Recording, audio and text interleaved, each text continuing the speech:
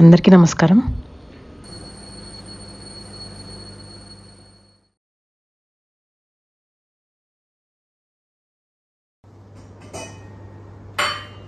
నేను ఇటువంటి వీడియో చేసినప్పుడు మామూలుగా ఉదయాన్నే కొంచెం కషాయం తీసుకొని తర్వాత ఒక గంటకి కాఫీ తీసుకున్నట్టుగా చూపిస్తూ ఉంటాను కదా. ఈ 15 రోజులుగా కొంచెం కాఫీ తగ్గించి, అంటే ఆల్టర్నేట్ డేస్లో ఒకరోజు కాఫీ, ఒకరోజు టర్మరిక్ మిల్క్ తీసుకుంటున్నాను. అంటే ఎప్పుడు ఇలానే కంటిన్యూ చేస్తానని కాదు, కొంచెం ఈ జలుబు లక్షణాలు పూర్తిగా తగ్గే వరకు వాడదామని అలా తీసుకుంటున్నాను.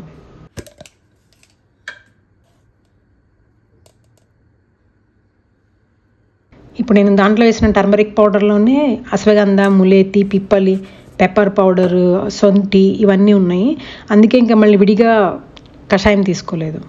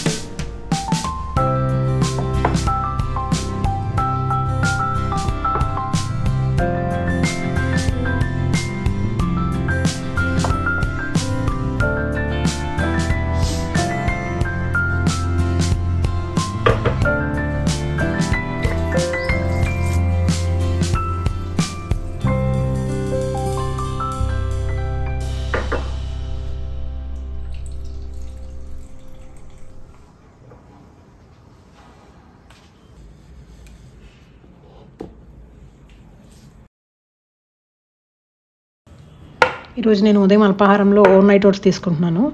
దీనికోసం అంత క్రితం రాత్రే ఒక 1/3 కప్ ఓట్స్, ఒక టీ స్పూన్ చియా సీడ్స్, ఒక టేబుల్ స్పూన్ పీనట్ బటర్ వేసి మళ్ళీ అది మునిగే వరకు కొంచెం పాలు యాడ్ చేసి బాగా మిక్స్ చేసేసి ఫ్రిడ్జ్లో పెట్టాను.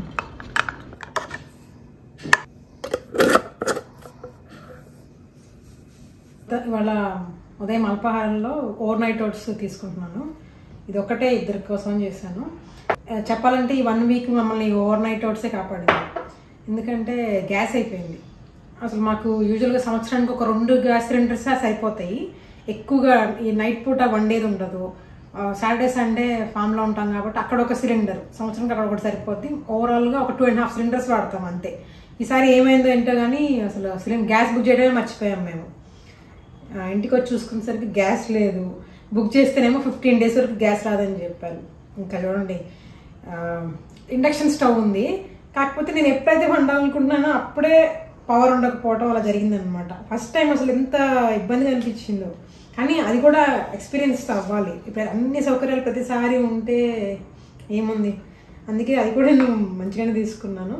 ఎక్కువగా వండాల్సిన అవసరం లేని ఫుడ్ తీసుకున్నాను అనమాట ఈ 1 వీక్.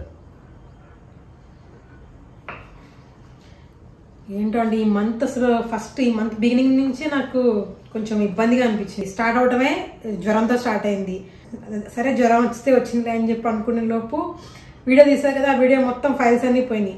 ఒక పర్సన్ పిలిపించి రికవరీ కోసం అని చెప్పి ట్రై చేసినా కూడా రికవర్ అవ్వలేదు. తర్వాత సంక్రాంతి ముందు వీకెండ్ అక్కడ ఫామ్ కని బయలుదేరి వస్తుంటే ఇక్కడ దారి మధ్యలో మన బండి ఆగిపోయింది. ఇంకా నయం అండి, అడవిలో ఆగిపోతే చాలా ఇబ్బంది పడేవాళ్ళం. ఆ రోజు సిటీలోనే దాదాపు 2.5 గంటలు ఉన్నాం. లక్కీ గడ్ కూడా పాపం నాతోనే కార్లో ఉన్నాడు ఆ రోజు. అక్కడే దగ్గరలో ఉన్న మెకానిక్ని పిలిపించి చూసి ఇద్దరిని పిలిపించాం. వాళ్ళిద్దరికి ఏమైందో అర్థం కాలేదు. ఇంకా అప్పుడు టోయింగ్ వెహికల్ని తీసుకొచ్చి సర్వీస్ సెంటర్ దగ్గర వదిలేస్తే వాళ్ళది ఏంటో చెక్ చేసి 2 days చెక్ చేశారండి. 2 days చెక్ చేసేది ఏదో క్రిటికల్ ఫెయిల్యూర్ అంట. నాకు అంత గురించి ఎక్కువ తెలీదు. అది 15-20 రోజులు వాళ్ళ దగ్గరే ఉంచుకొని దాన్ని బాగు చేసి పంపించారు. నిన్నే వచ్చింది. మొత్తం అక్షరాలు 81,000 బిల్ వేసి పంపించారు. అసలు ఫస్ట్ టైం ఫీవర్ వచ్చింది కదా అని చెప్పి సరే అనుకున్నాను. మళ్ళీ సెకండ్ టైం కూడా జలుబు చేసింది, ఫీవర్ వచ్చింది బాగా.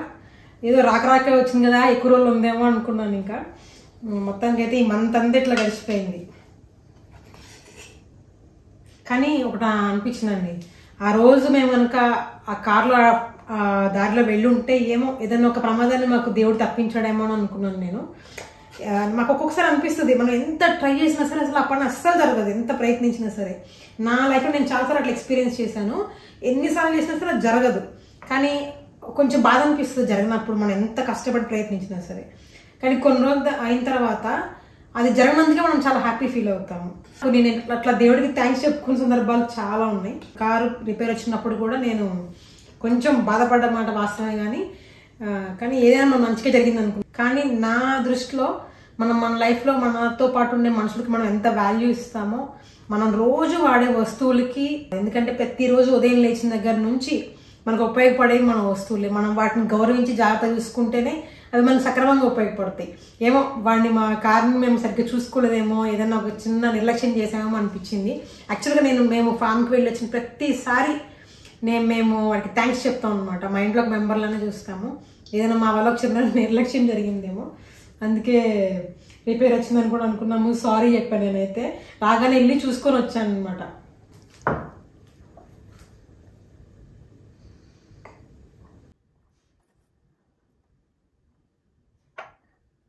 ఇది బ్లూబెర్రీ పౌడర్ తీసుకున్నాను, కొంచెం దీంట్లో వేస్తున్నాను. మనకి ఇక్కడ బ్లూబెర్రీస్ దొరుకుతాయి కానీ చాలా కాస్ట్లీ కదా, అప్పుడప్పుడు వాడుతూ ఉంటాను అనమాట. కొంచెం ఇది వేస్తున్నాను, ఇదేంటి డేట్ సిరప్ వేస్తున్నాను. మరీ ఎక్కువ తీపి అవసరం లేదండి, ఎందుకంటే ఆల్రెడీ ఇది దీంట్లో దానిమ్మ వేసాము, అరటిపండు వేసాము, సరిపోతుంది ఆ తీపి. మన నోటికి ఎంత తీపి అలవాటు చేసుకుంటే అంతే సరిపోతుంది, అలవాటు అయిపోతుంది మనకి. ఇది మొత్తం కూడా నేను తినలేనండి, దీంట్లో హాఫ్ మాత్రమే నాకు. మా అమ్మాయికి ఎందుకో కొంచెం, తను ఓట్స్ తినరు, చిన్నప్పటి నుంచి ఓట్స్ పడదనమాట. నేను ఇట్లా ఇవ్వాల్సి వస్తే తనకి ఓట్స్ బదులు అటుకులతో రీప్లేస్ చేసి ఇస్తాను. అయితే నేను తన కోసం వాళ్ళు ఏం చేయలేదు. నిన్న రాత్రి మిగిలిన అన్నం ఉందన్నమాట, తినేస్తారులే వద్దని చెప్పింది.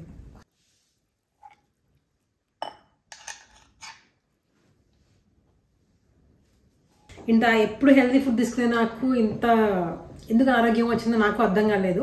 కొంచెం నిద్ర తక్కువ అయినప్పుడు నేను వెయిట్ పుట్ ఆన్ చేస్తాను.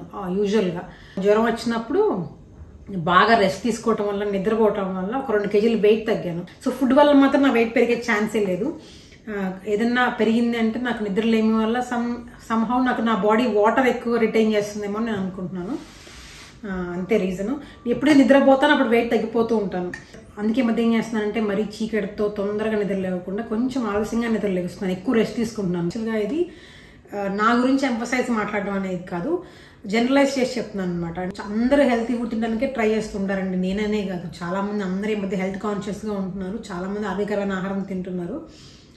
కానీ మధ్యలో ఇలాంటిది కూడా వస్తూ ఉంటాయి ప్రాబ్లమ్స్. హెల్త్ ప్రాబ్లమ్స్ వచ్చినప్పుడు కూడా దాన్ని ఆపకుండా కంటిన్యూ చేయగలిగితేనే మనము ఫ్యూచర్లో కూడా తట్టుకోగలుగుతాము. అందుకనే నేను ఎంత బాగోపోయినా ఎలా ఉన్నా సరే సాధ్యమైనంత వరకు, నాకు వీలైనంత వరకు హెల్తీ ఫుడ్ తినడానికే ట్రై చేస్తున్నాను. అది చెప్పడం కోసం ఇప్పుడు ఎంత చెప్పాను అనమాట. 2016 నుంచి ఇప్పటిదాకా మిస్ కాకుండా దాదాపు ఆల్మోస్ట్ ప్రతి శనివారం ఆదివారం అటు ఇటు తిరిగి విపరీతంగా అలసిపోయాము, బాగా అలసిపోయాము. మేము అలసిపోయిన విషయం కూడా మాకు తెలియదు, అంత రెస్ట్లెస్గా ఉన్నాము. ఈవెన్ నేను మీకు ఇప్పుడు నాకు దానికే ఒంటో బాధని చెప్తాను, కానీ యాక్చువల్గా సచిన్ కూడా సిక్ అయ్యారు, తనకు కూడా బాగా జ్వరం వచ్చింది. నేను అసలు యాక్చువల్గా అదేం చెప్పలేదు, ఎందుకు అనవసరంగా ఎక్కువ మాట్లాడటం అని. లాస్ట్ వీకెండ్ కూడా నేను వెళ్ళలేదు, లాంగ్ వీకెండ్ వచ్చింది, రిపబ్లిక్ డే వచ్చింది, సాటర్డే సండే వచ్చినాయి కదా, నేను ఇంట్లోనే ఉండి రెస్ట్ తీసుకున్నాను అనమాట.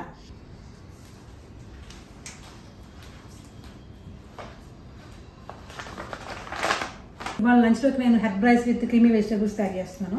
దానికోసం బ్రోకలీ తీసుకున్నాను, క్యాప్సికమ్, క్యారెట్ తీసుకున్నాను. మొన్న ఒకరోజు కొంచెం లెఫ్ట్ ఓవర్ రైస్ ఉంది, అన్నం మిగిలిపోయింది కదా అని చెప్పేసి హెర్బ్ రైస్ చేశాను, చాలా బాగా కుదిరింది, అందుకే మళ్ళీ ఇవాళ చేస్తున్నాను. యాక్చువల్గా ఈ సీజన్లో మనకి మొన్నటిదాకా బ్రోకలీ చాలా రేట్ ఉందండి, అసలు ఒక్కటి కొనాలంటే చాలా రేట్ ఉంది. ఇప్పుడు కొంచెం క్యాలిఫ్లవర్ ఎంత ఉందో బ్రోకలీ కూడా అంతే ఉంది, 35 రూపాయలకి వచ్చింది. ఇది ఆన్లైన్లో కొన్నాను. మళ్ళీ ఇది కలర్ కూడా మారిపోతుంది చూడండి, తొందరగా వాడేయాలి దీన్ని, వాళ్ళలోపు మొత్తం వాడేయాలి. ఈ బ్రోకలీ బదులు క్యాలిఫ్లవర్ కూడా తీసుకోవచ్చు, బాగుంటుంది.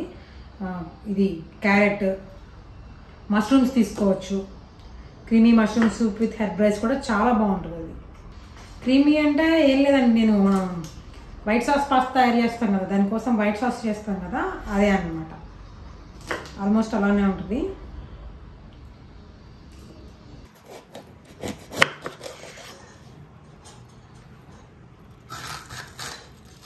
కొంచెం పెద్దగానే కోస్తున్నాను, ఎందుకంటే మనం బాయిల్ చేసేసరికి సగం న్యూట్రియంట్స్ పోతాయి కదా. బ్రోకలీ అయితే 3 minutes కన్నా ఎక్కువ బాయిల్ చేయకూడదండి. అన్ని కూరగాయలలాగా మనం బ్రోకలీని పచ్చి తినలేం కదా, అసలు తినలేము, తినకూడదు కూడా. ఒక 3 నిమిషాలు బాయిలింగ్ చేయాలి.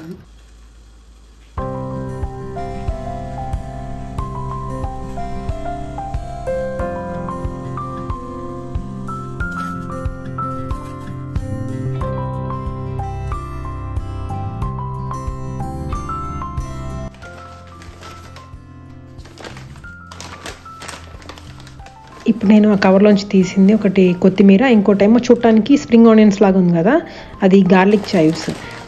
అది హెర్బ్ రైస్లోకి చాలా బాగుంటుంది. ఆన్లైన్లో దొరికితే తీసుకున్నాను. ఇప్పుడు మనకి మార్కెట్లో పండుమిర్చి దొరికే టైం. ఎక్కువగా ఈ సీజన్లో అందరూ పండుమిరపకాయ పచ్చడి పట్టుకుంటూ ఉంటారు. యాక్చువల్గా అయితే హెర్బ్ రైస్లో చిల్లీ ఫ్లేక్స్ వేస్తే బాగుంటుంది. కానీ నేను పోయినసారి ఫామ్కి వెళ్ళేటప్పుడు ఇంట్లో ఉన్న హర్బ్స్ అన్నీ తీసుకెళ్ళిపోయాను అనమాట. చిల్లీ ఫ్లేక్స్ కూడా తీసుకెళ్ళిపోయి వచ్చేటప్పుడు తీసుకురావడం మర్చిపోయాను. అందుకే ఇది వేస్తున్నాను. ఇంకా ఇదేమో రోజ్మెరీ అండి. నేను గత 2 yearsగా రోజ్మెరీ పెంచుతున్నాను. మన ఫామ్లో ఉంది, ఇక్కడ కూడా ఇంట్లో కూడా పెంచుతున్నాను. ఫస్ట్ టైం ఇంట్లో తీసుకొచ్చి పెట్టినప్పుడు చనిపోయింది కొన్ని రోజుల తర్వాత. డైరెక్ట్ సన్లైట్ కావాలి, ఎక్కువగా ప్రతిరోజు వాటర్ ఉండాలి. ఇప్పుడు ఇది 6 months మొక్క డైరెక్ట్ సన్లైట్లో పెట్టాను కాబట్టి బాగానే ఉంది. ఇది ఈ మధ్య దాదాపు అన్ని నర్సరీలో దొరుకుతుందండి ఈజీగా. ఒకటి తెచ్చి పెట్టుకుంటే ఎప్పుడు కావాలంటే అప్పుడు ఇలా కట్ చేసుకొని మనం వంటల్లో వేసుకోవచ్చు, హెర్బల్ టీ కూడా తాగొచ్చు.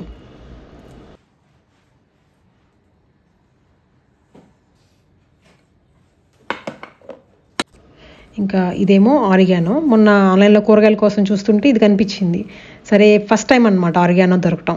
ఇంతకుముందు రోజు బేసిల్, థైమ్, పార్స్లే ఇవన్నీ దొరుకుతూ ఉంటాయి రెగ్యులర్గా. రోజ్మెరీ కూడా దొరుకుతుంది. ఇది ఫస్ట్ టైం అనమాట. సరే దొరికింది కదా అని చెప్పి తీసుకున్నాను. ఇదేమో బేసిల్.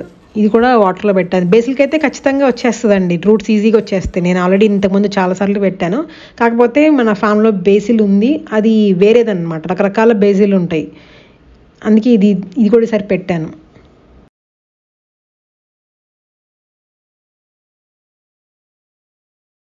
ఈ అన్నము పొద్దున్నే వండేసాను, 1.5 గ్లాస్ అన్నం వండాను. అప్పుడు హెర్బ్ రైస్ కోసం మన అన్నాన్ని కొంచెం లైట్గా ఫ్రై చేయాల్సి ఉంటుంది ప్యాన్లో. అయితే ఎంత ఉందో అంత చేస్తే టేస్ట్ రాదనమాట. ఇప్పుడు నాకు ఎంత తింటానో అంతే ఆ బౌల్లోకి తీసుకున్నాను. మనకి మార్కెట్లో ఇటాలియన్ సీజనింగ్ దొరుకుతుందండి, మిక్స్డ్ హెర్బ్స్ది. అది తీసుకుని అది ఉంటే సరిపోతుంది. ఇన్ని రకాలు విడివిడిగా ఉన్న అవసరం లేదు. నేను ఒక్కొక్క దాంట్లో కొన్ని అవసరం పడదు కదా అని చెప్పి అన్ని విడివిడిగా పెట్టుకుంటాను. Dried rosemary, basil, chilli flakes అక్కడ వదిలేసి వచ్చాను, మర్చిపోయాను. ఒక థైమ్ కావాలి, తీసుకుంటున్నాను. విత్ క్రీమీ వెజిటేబుల్స్ అని చెప్పాను కదా, దానికోసం అని చెప్పేసి క్రీమ్ కూడా తీసుకున్నాను. ఇంకా ఇవేమో వెజిటేబుల్స్ ఉడికిపోయినాయి, రెడీగా ఉన్నాయి. ఇదేమో ఇప్పుడు మనం మామూలుగా వైట్ సాస్ పాస్తా చేయాల్సి వస్తే దాంట్లో మనం ఆ వైట్ సాస్ కోసం మైదా పిండి వాడతాం కదా, నేను దానికి సబ్స్టిట్యూట్గా ఓట్స్ పౌడర్ చేసి పెట్టుకుంటాను అనమాట ఇంట్లో ఎప్పుడు. ఇది ఓట్స్ పౌడర్. ఇప్పుడు నేను first vegetables with creamy sauce తయారు చేస్తున్నాను. దీనికోసం ఒక 15 గ్రాముల బటర్ తీసుకొని అది మెల్ట్ అయిన తర్వాత దాంట్లో ఒక 5 నుంచి 6 వెల్లుల్లిని బాగా చాప్ చేసి దాంట్లో వేసుకోవాలి. వేసిన తర్వాత 1 నిమిషం పాటు దాన్ని వేయించి తర్వాత నేను ఇందాక చూపించిన ఓట్స్ పౌడర్ ఉంది కదా, అది వేస్తున్నాను. ఒక 2 నుంచి 3 టేబుల్ స్పూన్స్ యాడ్ చేసుకోవచ్చు. అయితే ఇది కలిపేటప్పుడు మామూలు స్టెయిన్లెస్ స్టీల్ కానీ ఇంకేదైనా పాత్ర అయితే అడుగంటుతుంది అనమాట. ఇలా నాన్ స్టిక్ తీసుకుంటే మంచిది. ఇది సెరామిక్ కోటెడ్ నాన్ స్టిక్ కాబట్టి ఆరోగ్యానికి కూడా ఎటువంటి హానికారకం కాదు. అలా 1 నిమిషం పాటు అది వేయించిన తర్వాత దాంట్లో 1 కప్పు మిల్క్ యాడ్ చేస్తున్నాను. ఒక 250 ml పాలు అనమాట. అది వేసిన తర్వాత ఒక 2 నిమిషాల్లో అది దగ్గర పడుతుంది, థిక్గా అయిపోతుంది ఆ సాస్. అప్పుడు దాంట్లో నేను ఒక 1/2 కప్పు క్రీమ్ యాడ్ చేశాను. క్రీమ్ యాడ్ చేసి కలిపిన తర్వాత 1 minute తర్వాత దాంట్లో ఉప్పు, పెప్పర్, రోజ్మెరీ కూడా యాడ్ చేశాను.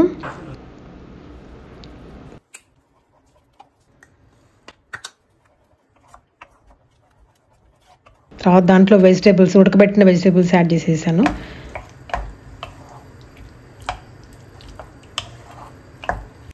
ఇప్పుడు అది అక్కడ ఉడికేలోపు హెర్బ్ రైస్ చేస్తున్నాను.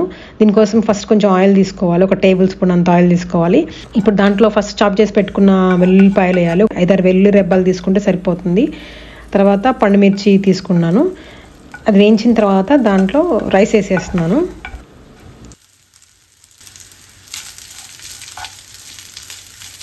వేయించేటప్పుడు వెనిగర్ వేస్తాను నేను.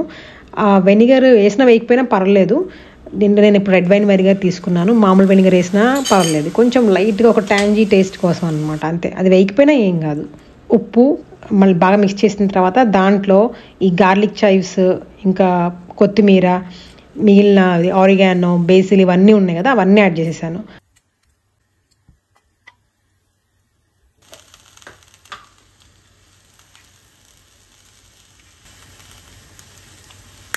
ఒక నిమిషం పాటు కలిపేసేయాలి.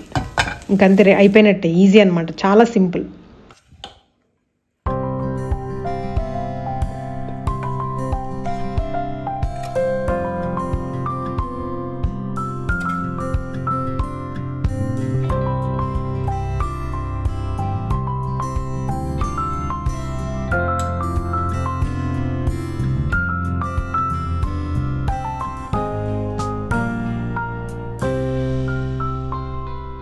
ఈ herb rice taste and flavours అనేవి చాలా సటిల్గా ఉంటాయి.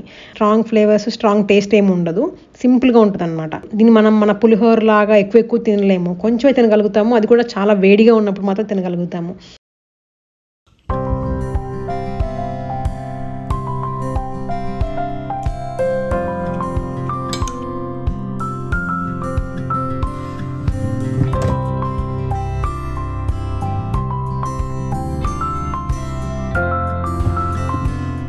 ఆ తర్వాత సాయంత్రం ఎర్లీ డిన్నర్ కోసం నేను సూప్ తయారు చేస్తున్నాను. యాక్చువల్గా సూప్ తయారు చేస్తుంది ఆ బ్రోకలీ ఇంకా ఎక్కువ రోజులు ఉండదన్నమాట. దాంట్లో న్యూట్రియంట్స్ ఉన్నప్పుడే దాన్ని వాడేయాలని చెప్పి వాడేస్తున్నాను ఇవాళ. ఈ సూప్ కోసం నేను ఒక పొటాటో తీసుకున్నాను, ఒక క్యారెట్, ఒక వైట్ ఆనియన్ తీసుకున్నాను, మామూలు ఆనియన్ కూడా తీసుకోవచ్చు. ఈ బ్రోకలీ పొద్దున చూసారు కదా మిగిలింది, అది కూడా తీసుకున్నాను. వాటన్నిటిని ఉడకబెట్టాను. అది మాత్రం స్ప్రింగ్ ఆనియన్స్, అది కూడా కొంచెం తీసుకున్నాను.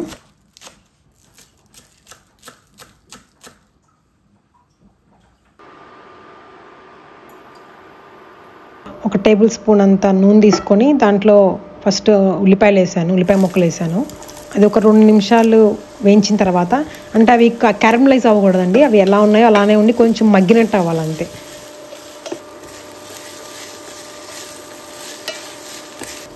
ఇంకా దాంట్లో స్ప్రింగ్ ఆనియన్స్ కూడా యాడ్ చేశాను. అది కూడా అంతే, 1 నుంచి 2 నిమిషాలు వేయించాలి. కొంచెం కొత్తిమీర, గార్లిక్ క్లోవ్స్ కూడా యాడ్ చేశాను. మిగిలిన రోజ్మేరీ ఉంది కదా, అది కూడా యాడ్ చేశాను. తర్వాత దాంట్లో ఉడికించిన కూరగాయ ముక్కలన్నీ వేసేసాను, జస్ట్ ఆయిల్తో మిక్స్ అవటం కోసం. కూరగాయలు ఉడికించిన నీళ్ళు ఉంటాయి కదా, వెజిటేబుల్ స్టాక్ అంటారు, అది కూడా యాడ్ చేస్తున్నాను. అది మనము ఎంత కావాలో అంతే యాడ్ చేసుకోవచ్చు అనమాట. ఒకవేళ ఎక్కువ మిగిలిపోయింది అనుకోండి, అది తీసి మనం ఫ్రిడ్జ్లో స్టోర్ చేసుకొని నెక్స్ట్ కూడా యూజ్ చేసుకోవచ్చు.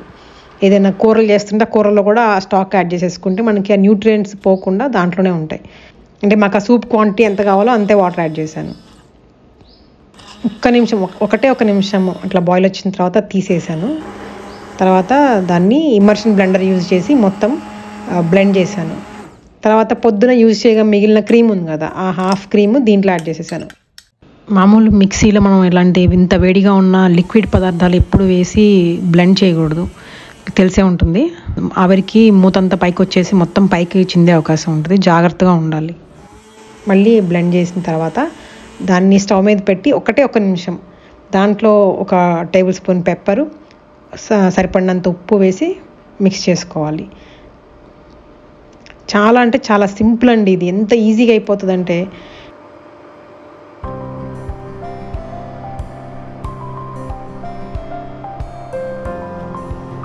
ఇది ఒక బ్రెడ్ దొరికిందండి నాకు. దీంట్లో 100% హోల్ వీట్ ఆటా ఉంది, gluten, east, vinegar, sunflower oil, cane sugar, salt, cultured wheat flour. Taste కూడా మనం మామూలు బ్రెడ్తో పోలిస్తే అస్సలు టేస్ట్ బాగోదు. నిజం చెప్పాలంటే ఉట్టి బ్రెడ్ అసలు తినలేము, మామూలుగా ఉంటుంది అనమాట. పావు ఇది.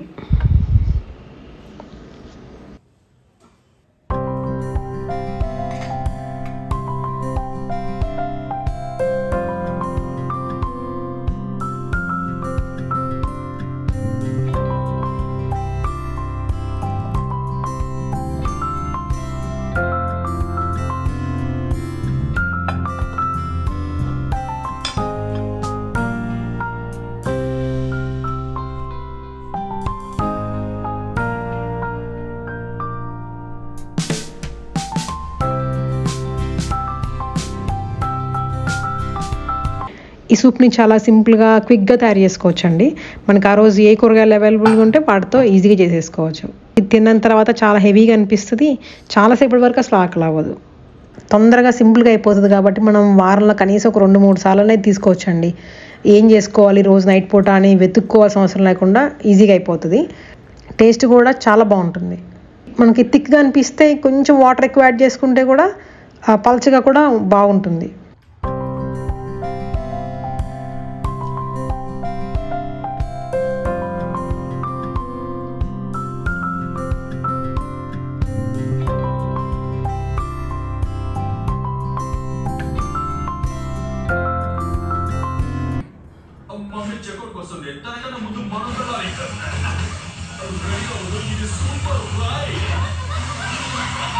సరే అండి, నా తర్వాత వీడియోలో మళ్ళీ కలుద్దాము. బాయ్.